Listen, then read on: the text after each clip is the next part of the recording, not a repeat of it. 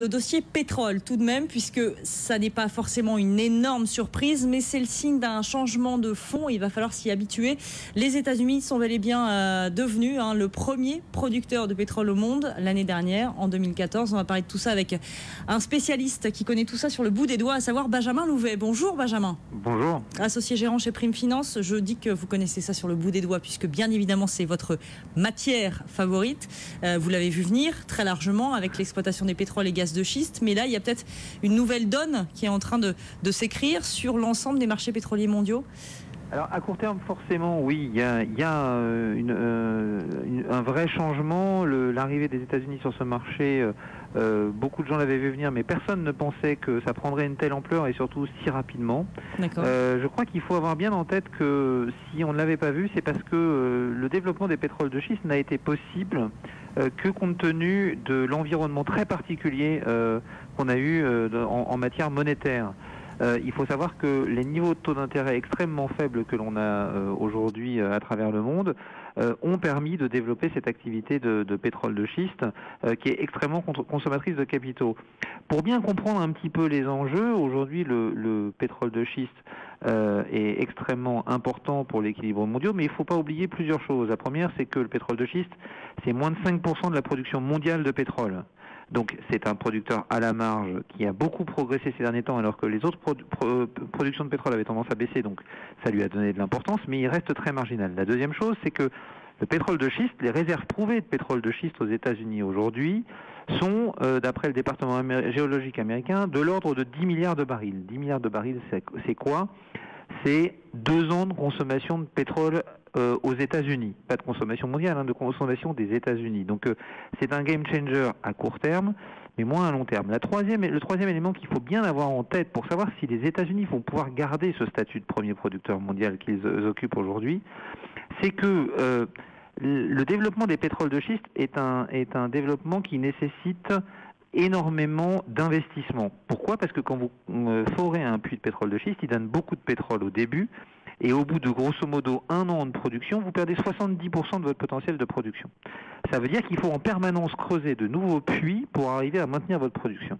Et c'est un des gros points de questionnement aujourd'hui pour savoir quel est l'avenir des pétroles de schiste. On va en parler prochainement dans notre note de conjoncture chez Prime Finance, que vous pourrez retrouver sur notre site internet ou sur notre compte Twitter. La vraie question est de savoir si, dans un environnement où les taux d'intérêt vont commencer à remonter, les compagnies pétrolières de pétrole de schiste ont la capacité à continuer leur production. Je m'explique, aujourd'hui, pour produire... Capacité à investir, en fait. Tout à fait. Aujourd'hui, pour produire 10 millions de barils, 11 millions de barils à peu près, en Arabie Saoudite, le nombre de forages est de l'ordre de 300 forages. Pour produire la même production de pétrole aux États-Unis, il faut 30 000 forages. Donc vous avez une nécessité d'investissement permanent pour pouvoir maintenir cette production. Ça veut dire quoi ?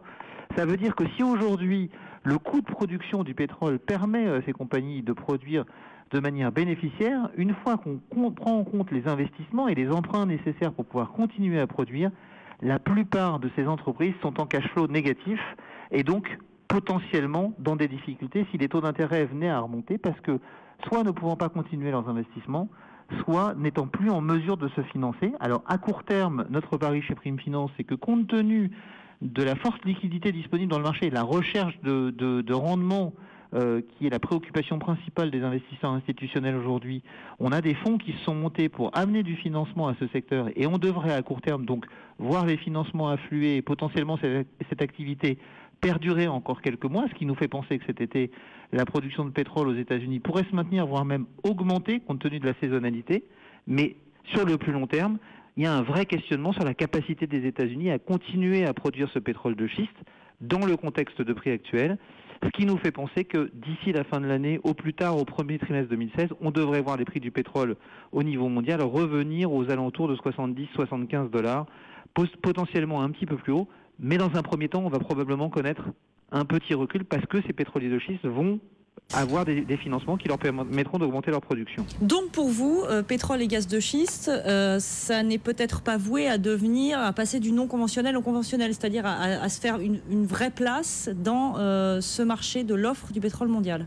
Alors, ça dépend de ce qu'on appelle une vraie place. Encore une fois, je rappelle, la part des pétroles de schiste dans le total de la production de pétrole, c'est moins de 5%. Donc, Une place, il y en aura forcément une, parce que vous savez comme moi qu'il y a 40 ans, on avait à peu près 40 ans de réserve de pétrole, avec du prix du pétrole à 10 $ le baril. Aujourd'hui, on a à peu près 40 ans de réserve de pétrole avec un prix du pétrole entre 50 et 100 $.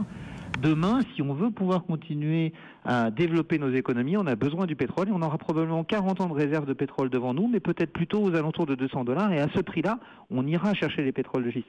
Le pétrole n'existe, les réserves de pétrole n'existent qu'en fonction d'un niveau de prix existant. Il faut bien voir que là, dans les derniers mois, le recul des prix du pétrole ont entraîné l'effacement dans les bilans et dans les réserves des grandes compagnies pétrolières d'un grand nombre, de plusieurs centaines de millions de réserves de pétrole. Pourquoi ? Parce que quand le pétrole vaut 50 $, vous ne pouvez pas aller chercher les mêmes barils que quand le pétrole vaut 100 $. Et donc toutes les compagnies ont été obligées de faire des write-downs sur leurs actifs en disant à ce prix-là, je ne peux plus aller chercher 10 millions, 20 millions, 100 millions, 1 milliard de barils, mais la moitié parce que le prix du pétrole ne me permet plus d'aller chercher les autres barils qui pour l'instant sont trop chers. Donc le pétrole de schiste va avoir une période un peu difficile.